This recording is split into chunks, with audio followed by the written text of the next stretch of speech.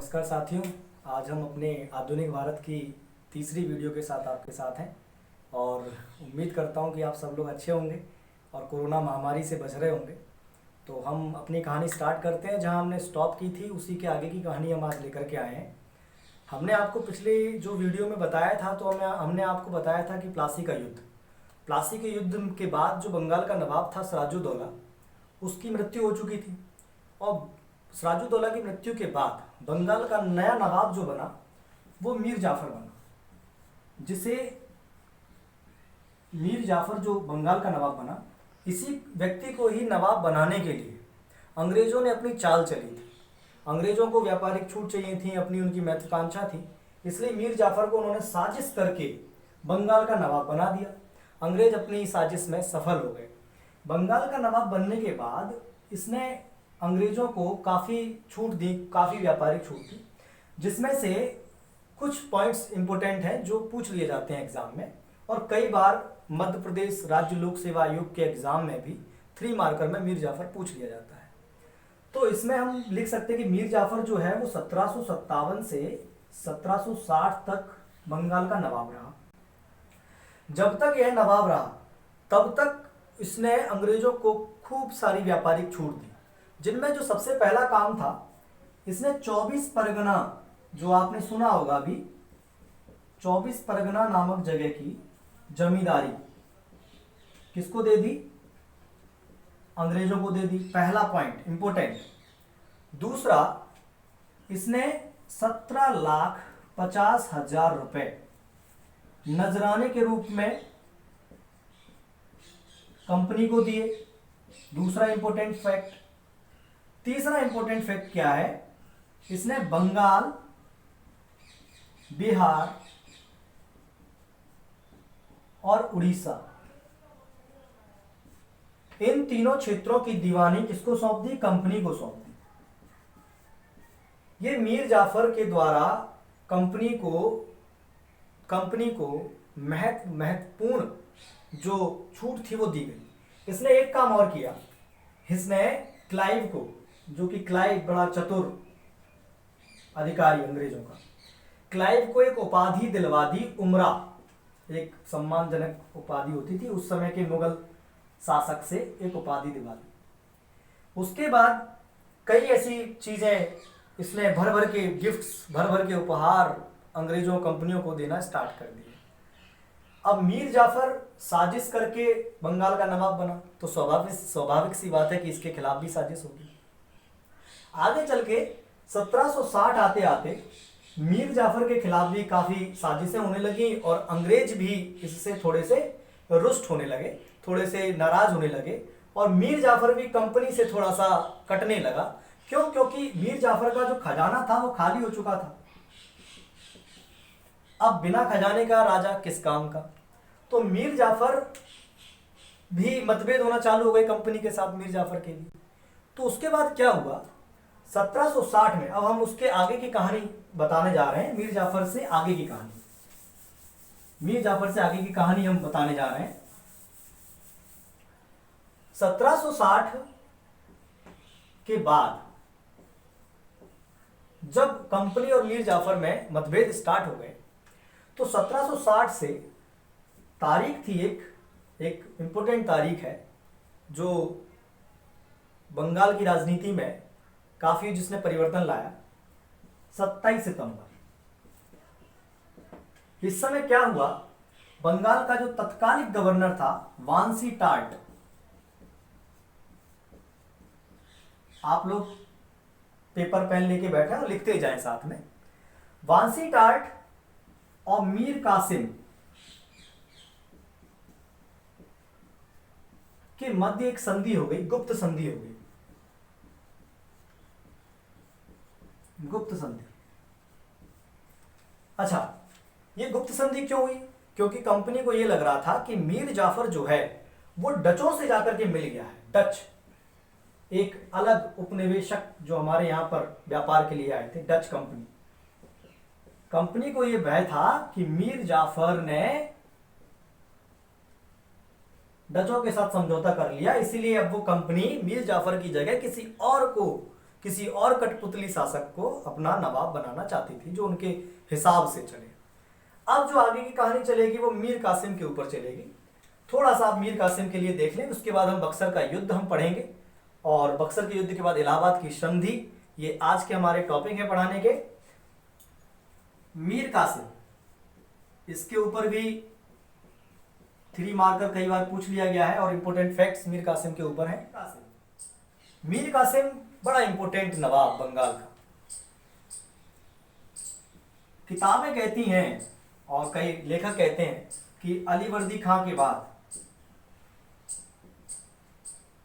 बंगाल का दूसरा योग्य शासक, बंगाल का सेकंड सबसे योग्य शासक। अब आप खुद अपने आप से समझ लें कि अगर योग्य शासक है तो क्यों इसकी अंग्रेजों से बनेगी, क्यों बनेगी इसकी? अगर जब वो योग्य शासक है तो अंग्रेजों से इसकी क्यों बनने वाली है? मीर कासिम को अंग्रेजों ने अपनी महत्वाकांक्षाओं को संतुष्ट करने के लिए बंगाल का नवाब बनाया। मीर कासिम जैसी नवाब बना तो इसने 2-3 काम किए। सबसे पहले इसने अपनी राजधानी को परिवर्तित कर दिया। राजधानी मुंगेर ले गया, ये अपनी मुंगेर राजधानी इसने परिवर्तित कर दी, राजधानी मुंगेर ले गया, जबकि उस समय राजधानी कौन सी थी? मुर्शिदाबाद।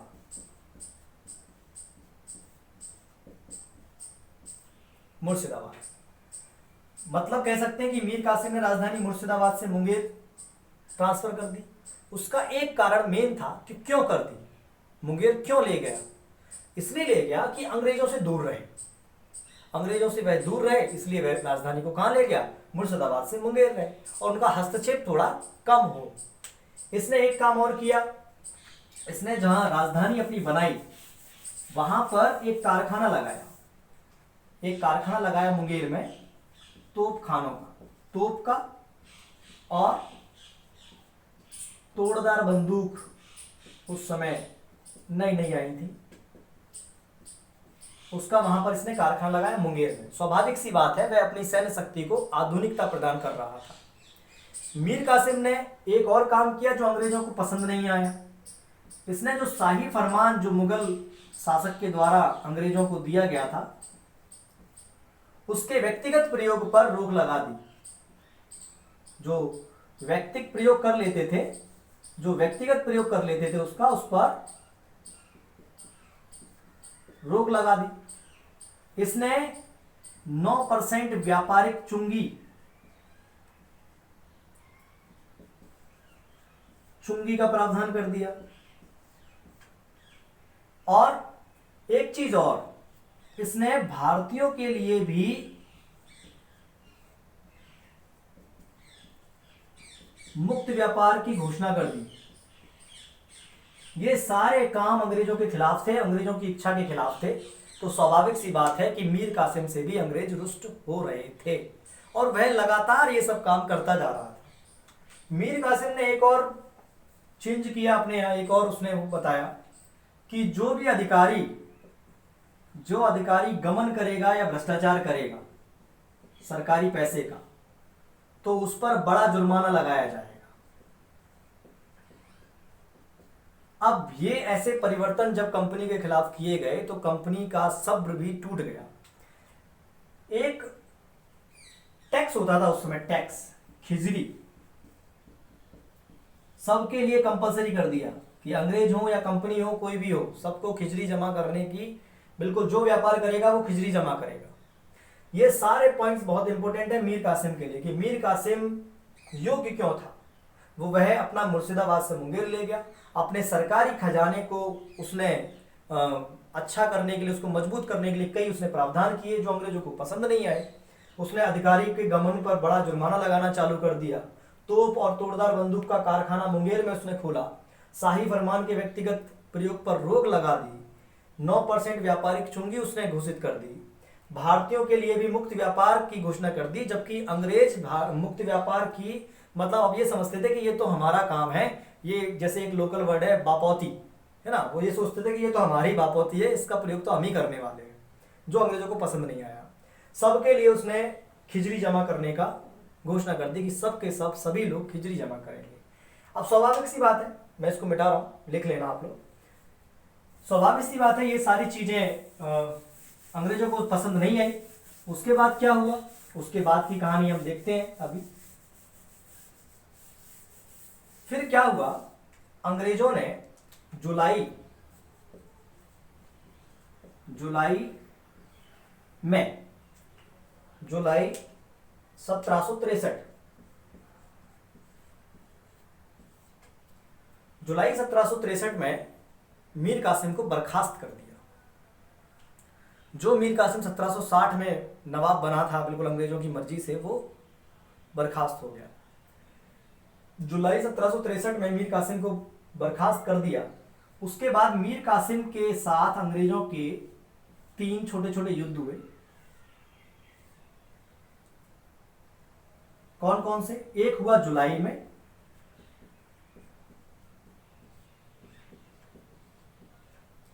एक हुआ अगस्त में, और एक हुआ सितंबर में।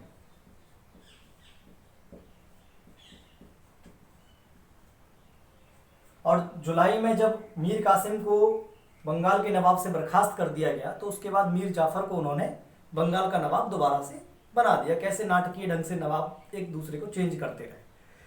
अब ये जो युद्ध था, ये वर्धमान, जो आप सुनते हैं आज के टाइम में, वर्धमान के पास में हुआ था।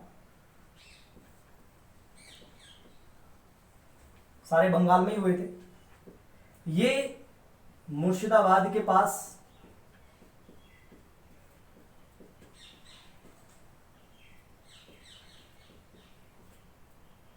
गिरिया, एक जगह है गिरिया, वहां।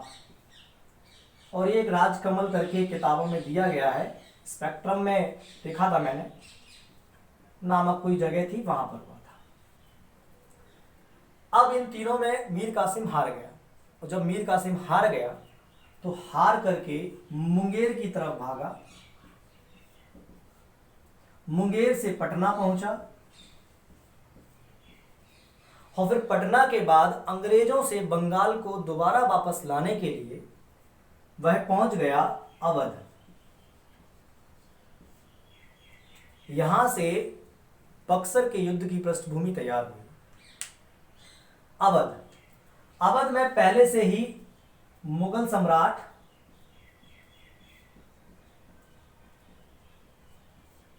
शाह आलम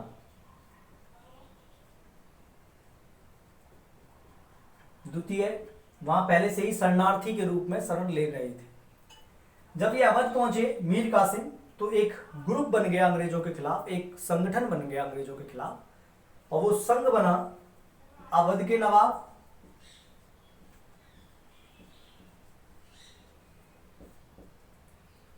और हमारे मीर कासिम जो बंगाल के नवाब थे, और मुगल सम्राट के बीच जो कौन था? शाह आलम द्वितीय। इन तीनों ने एक संगठन बनाया, और इन तीनों ने संगठन बनाकर के अंग्रेजों के खिलाफ एक युद्ध की घोषणा हुई। और वो युद्ध बहुत ही ऐतिहासिक है, और बहुत ही ज़्यादा इम्पोर्टेंट है, जिसे आप सबने देखा, पढ़ाई होगा, बक्सर का युद्ध, जिसे हम बक्सर के युद्ध के नाम से जानते हैं। बहुत इंपॉर्टेंट है। बक्सर का युद्ध, अच्छा, बक्सर वर्तमान में आपको बिहार नामक जगह पर मिलेगा ये, ठीक। बक्सर का युद्ध हुआ 22 अक्टूबर 1764 को।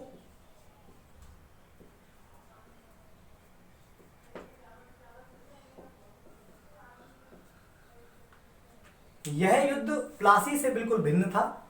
जैसा कि प्लासी में एक साजिश रची गई थी, इसमें कोई साजिश नहीं थी। दोनों दल अपनी अपनी क्षमताओं के अनुसार युद्ध कर रहे थे।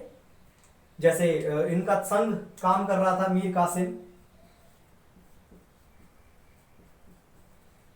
मीर कासिम और हमारे सुजाउद्दौला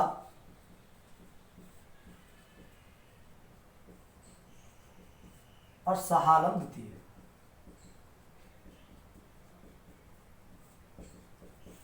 ये तीनों एक तरफ थे, अंग्रेज एक तरफ थे। अंग्रेजों की तरफ से हेक्टर मुनरो, कौन? हेक्टर मुनरो सबसे बड़ा सेनानायक, इसके नेतृत्व में युद्ध लड़ा जा रहा था। और इनकी तरफ से एक बड़ा नायक था जिसका नाम आपको मिल जाएगा कई बुकों में। ये सबके बीच में युद्ध हुआ और आपको पता है जीता कौन? अंग्रेज जीते। अंग्रेजों ने युद्ध में बाजी मारी और वह युद्ध जीत गए। और इसके बाद मीर कासिम तो भाग गया दिल्ली की तरफ, और 1777 में जहां उसकी मृत्यु हो गई मीर कासिम की। बचे कौन? शुजाउद्दौला और शाह आलम द्वितीय।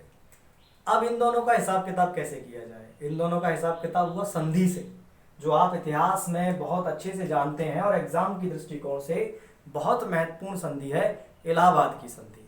ठीक। अच्छा, अगर कोई पूछे आपसे बक्सर के युद्ध के परिणाम क्या निकले, तो बक्सर के युद्ध का जो परिणाम निकला, सबसे बड़ा मेन परिणाम कि जो कंपनी थी वो अखिल भारतीय शक्ति के रूप में प्रतिस्थापित हो गई। मतलब पूरे भारत में एक शक्ति, मेन कंपनी से बड़ा कुछ नहीं। और बिल्कुल जो प्लासी के युद्ध में यह तय हो चुका था कि अब आगे का राजनीतिक सत्ता किसके हाथ में रहने वाली? कंपनी के हाथ में। बक्सर के युद्ध से यह प्रमाणित हो गया, अटैच्ड हो गया, कहते हैं ना डॉक्यूमेंट अटैच कराने जा रहे हैं, यह अटैच्ड हो गया कि भाई अब इस देश पर शासन जो करेगा वो कंपनी करेगी, अर्थात अंग्रेज करने वाले हैं।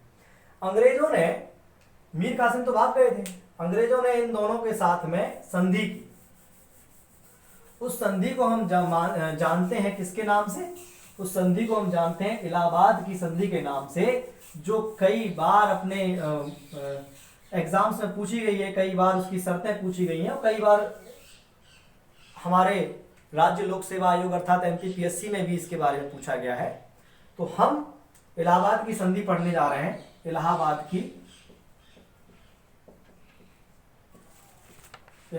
की संधि। इलाहाबाद की संधि जो है वो 2 डेट में हुई। अगस्त के महीने में हुई थी ये संधि। इसके लिए 2 तारीख इंपॉर्टेंट है, एक है 12 अगस्त और एक है 16 अगस्त। इलाहाबाद की संधि जो है 12 अगस्त और 16 अगस्त। जब बक्सर का युद्ध समाप्त हुआ तो उसके बाद बंगाल का गवर्नर बदल दिया गया। बंगाल का गवर्नर बदला गया, जो हमारे जो ब्रिटिश सत्ता के वास्तविक संस्थापक इस देश में जो है क्लाइव, उनको वापस लाया गया और उन्हें गवर्नर बनाया गया, बंगाल का गवर्नर बनाया गया। उन्हीं के सानिध्य में इलाहाबाद की संधि सन 1765 में संपन्न हुई। 2 डेट इसीलिए है क्योंकि एक 12 अगस्त को अलग शासक के साथ यह संधि से साइन हुई और 16 अगस्त को यह अलग शासक के साथ संधि साइन हुई। 12 अगस्त को यह संधि क्लाइव और शाह आलम, जो कि मुगल सम्राट थे, इनके साथ संधि साइन हुई। और 16 अगस्त को यह संधि अवध के नवाब शुजाउद्दौला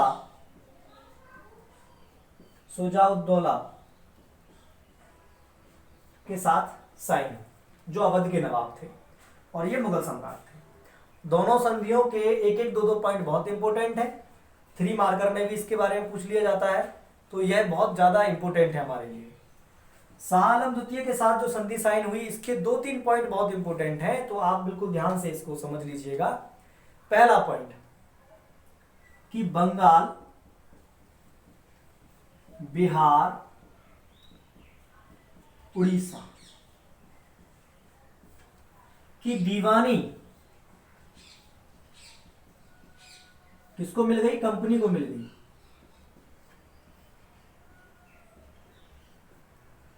पहला पॉइंट। दूसरा पॉइंट, कंपनी ने 26 लाख रुपया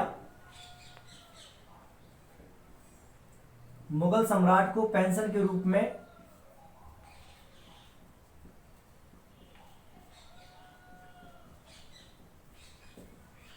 मुगल सम्राट को पेंशन देने का उन्होंने निश्चय कर लिया कि हम 26 लाख रुपया मुगल सम्राट को पेंशन देंगे। तीसरा महत्वपूर्ण बिंदु इस संधि का, अवध के नवाब से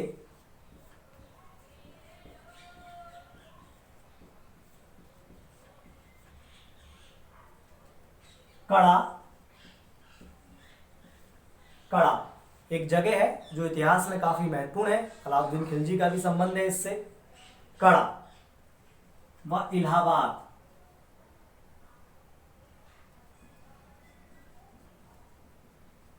कड़ा और इलाहाबाद, ये जो दो जगह हैं वह मुगल सम्राट को दे दी गई।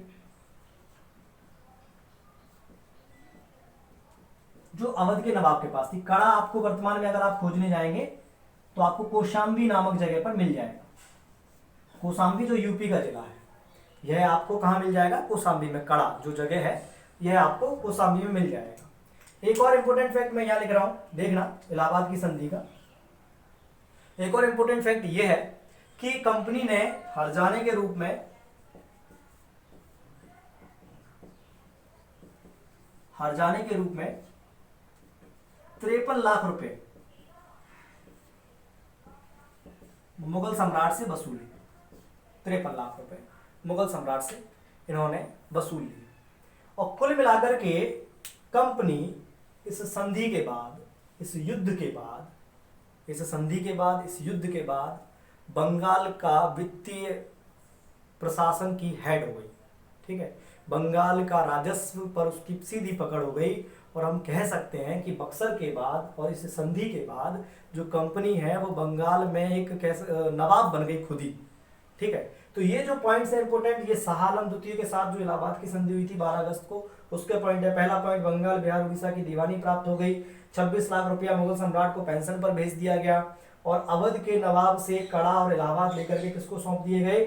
मुगल सम्राट को सौंप दिए गए। और एक और इंपोर्टेंट फैक्ट, कंपनी ने हर्जाने के रूप में कितना रुपया वसूल किया? 53 लाख रुपया वसूल किया। अब हम इलाहाबाद की संधि का दूसरा बिंदु देखते हैं, उसके बाद आज की वीडियो हम समाप्त करेंगे। ठीक, उसके आगे का जो टॉपिक होगा हम अगली वीडियो में देखेंगे। और आप लोग बिल्कुल अच्छे से देखें और उसके नोट्स भी बना लें। 16 अगस्त 1765 को इलाहाबाद की संधि का जो दूसरा संधि जो हुआ था वो अवध के नवाब के साथ हुआ। अवध के नवाब वही आपको पता है, शुजाउद्दौला। इसके भी कुछ महत्वपूर्ण बिंदु हैं, जैसे कि अवध के नवाब ने 50 लाख रुपए कंपनी को दिए क्षतिपूर्ति हर्जाने के रूप में, 50 लाख रुपए। दूसरा, चुनार नामक किला जो अवध के पास था, चुनार का किला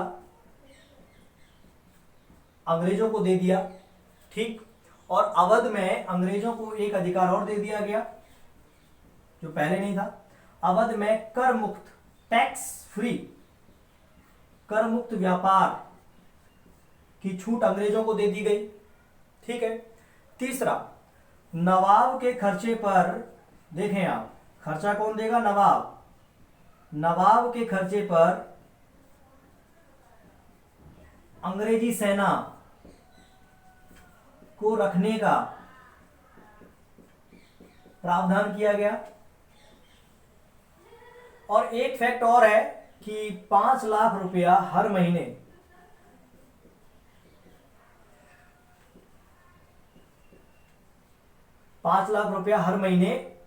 जो नवाब साहब हैं वो कंपनी को देंगे।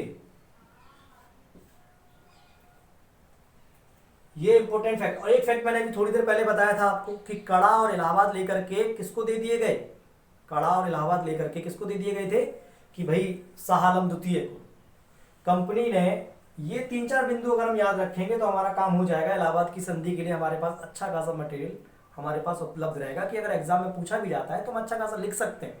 ठीक, कि भाई पहला बिंदु 50 लाख रुपए हर्जाने के रूप में कंपनी को दिए गए, चुनार का किला जो अंग्रेजों को सौंप दिया गया, और अवध में कर मुक्त व्यापार की छूट दे दी गई अंग्रेजों को, नवाब के खर्चे पर अंग्रेजी सेना वहां रहेगी, ये प्रावधान कर दिया।